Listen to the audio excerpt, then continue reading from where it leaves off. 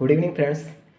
आज के लेक्चर में हम कुछ और क्वेश्चन डिस्कस करेंगे एवरेज वैल्यू पे। तो यहाँ पे क्वेश्चन दिया हुआ है, ये हमारे पास सिग्नल है एक 0 से 1 में और इसका एम्पलीट्यूड क्या है, A0 है। ओके, तो ये हमारा कैसा सिग्नल है, ये नॉन पीरियोडिक सिग्नल है क्योंकि ये रिपीटेड नहीं है, किसी एक टाइम पीरियड के बाद ये रिपीटेड नहीं है, ना तो लेफ़्ट साइड में और ना ही राइट साइड में। तो ये हमारा क्या होगा, नॉन पीरियोडिक होगा। अगर नॉन पीरियोडिक है तो उसके लिए हमने बताया था क्या चीज़ करना, -t/2 से -t/2 से +t/2 के बीच में लिमिट लेंगे। ये हमेशा करेंगे कब, जब ये हमारा नॉन पीरियोडिक होगा सिग्नल तब। ओके, तो ये -t/2 से +t/2 के बीच में हम लिमिट लेंगे। तो अब एवरेज वैल्यू निकालनी है, तो एवरेज देखिए कैसे निकालते हैं। एवरेज, एक तो एवरेज निकालने के लिए जो डायरेक्ट मैंने बताया था कि 1/t0 रखेंगे, इंटीग्रेशन -t/2 से +t/2 xt/dt, एक ये कर सकते हैं, ठीक है। और एक क्या कर सकते हैं कि एरिया निकाल दें अंडर t0 और डिवाइड कर दें t0 से, एरिया ऑफ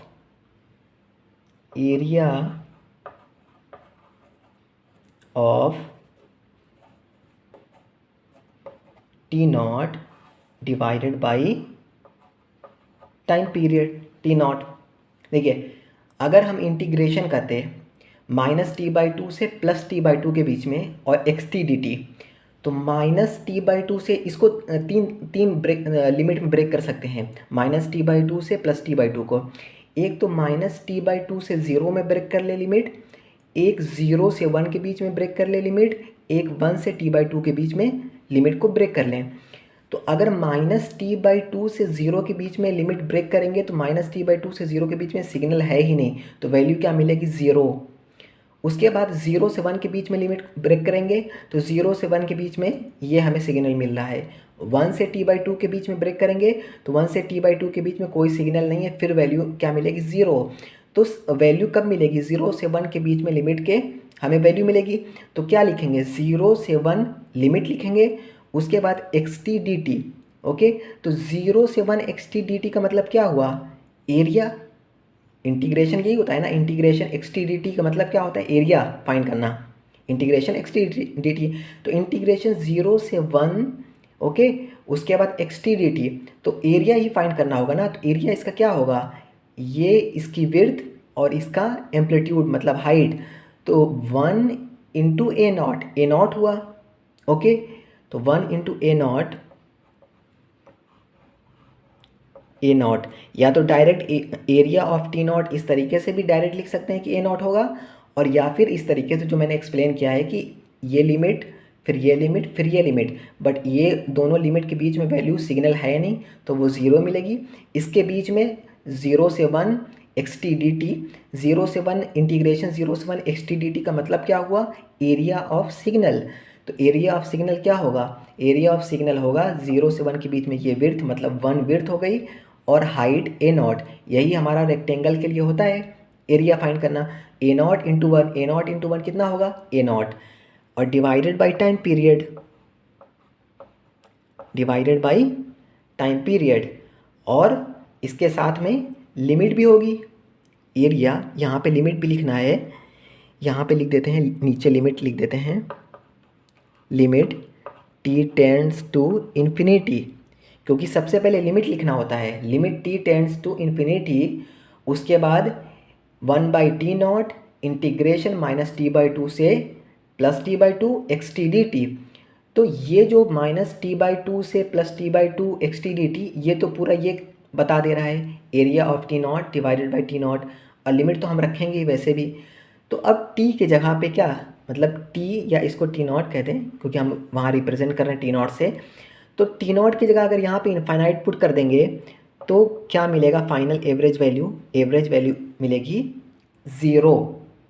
ओके, तो अब इससे एक कंक्लूज़न, ये हर क्वेश्चन जब भी हम कर रहे हैं उसमें कुछ ना कुछ हम कंक्लूज़न लिख रहे हैं, और वो कंक्लूज़न बहुत इंपॉर्टेंट है फर्दर क्वेश्चंस के लिए, क्योंकि बार बार हम क्वेश्चन इतना सॉल्व नहीं करेंगे, ये कंक्लूज़न हम बार बार याद रखना है कि अगर एम्पलीट्यूड कोई फाइनाइट ड्यूरेशन का होगा तो उसकी वैल्यू जो एवरेज वैल्यू होगी वो हमेशा ज़ीरो होगी। ओके, तो लिख लेंगे if amplitude of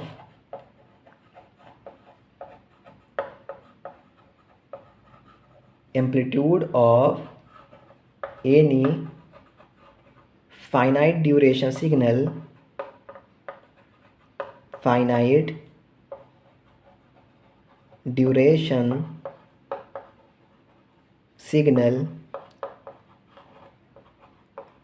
is finite। Okay, अगर एम्पलीट्यूड किसी फाइनाइट ड्यूरेशन सिग्नल का फाइनाइट है, okay, then average value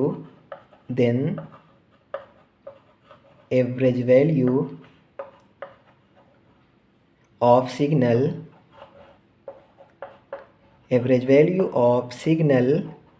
will be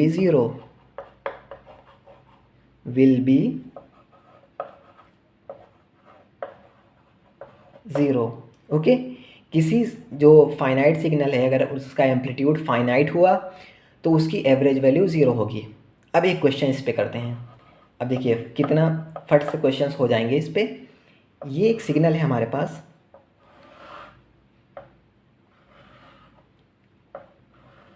ये एक सिग्नल है, इसका एम्पलीट्यूड है A0, ओके, और यहाँ पे है -1 से स्टार्ट है, इन्फिनिटी तक है इस तरीके से। तो ये टोटल, ओके, तो अब क्या करेंगे यहाँ पे देखिए, एक ये हमारे पास एरिया है, एक ये अगर एरिया हम फाइंड कर लें और एक ये एरिया फाइंड कर दें, ओके, तो दोनों की फिर एवरेज वैल्यू वहाँ से फाइंड हो सकती है। डिवाइडेड बाय टाइम पीरियड कर देंगे तो एवरेज वैल्यू मिल जाएगी। अब देखिए ये जो पोर्शन है, ये पार्ट है, इसके लिए मैंने अभी जो ड्राइव किया था वो क्या था, एवरेज वैल्यू क्या आ रही थी इसके लिए, A0/2। ओके, इसके लिए वैल्यू कितनी आ रही थी, A0/2, और इस पोर्शन के लिए एवरेज वैल्यू कितनी आएगी, एवरेज 1, और इसको कह देते हैं एवरेज 2। तो एवरेज 1 इसके लिए आएगी 0।